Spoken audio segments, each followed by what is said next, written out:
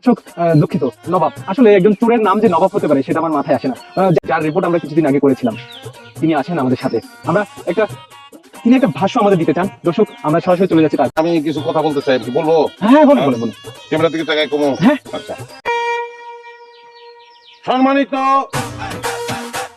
দর্শক বিন্দু, দেশবাসী, আজকে একটা নবাব ভাই, নবাব ভাই, একটু থামান please। আপনি এমনি নর্মালি কথা বলুন, মানে আমার সাথে যেভাবে কথা বলছেন ওইভাবে বলুন। তাইলে সম্মানিত দর্শক বিন্দু, দেশবাসী, আজকে একটা বিশেষ দিন এই কারণে যে আমি একটা বিশেষ সিদ্ধান্ত চলে আসছি। আমি গরু চুরি আর করতাম না। আমি আসলে জাগো বাড়িতে চুরি করছি, জাগোর কাছে ক্ষমা পাচ্ছি।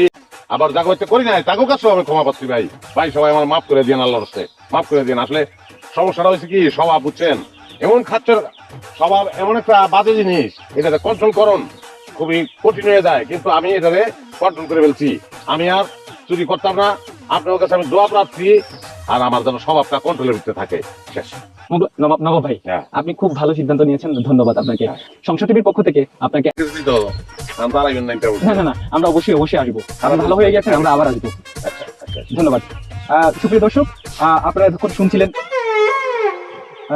শুনছিলেন সেই স্বনামধন্য ও এখন তো চোর নেই, নবাব ভাই কথা আপনারা শুনছিলেন। দর্শক,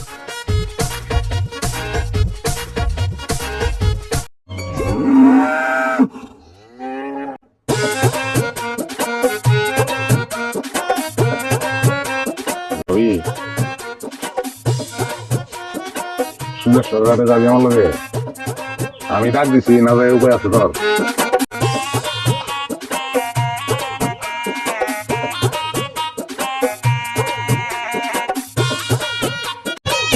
সবার খুব খাপ্প জিনিস রে। তোর কাছে কি রাখাচ্ছিস আর কোনো কিছুই করবো না, কিন্তু তোর দিকে আগে গেছিলাম। সবার খুব খাচ্ছ জিনিস।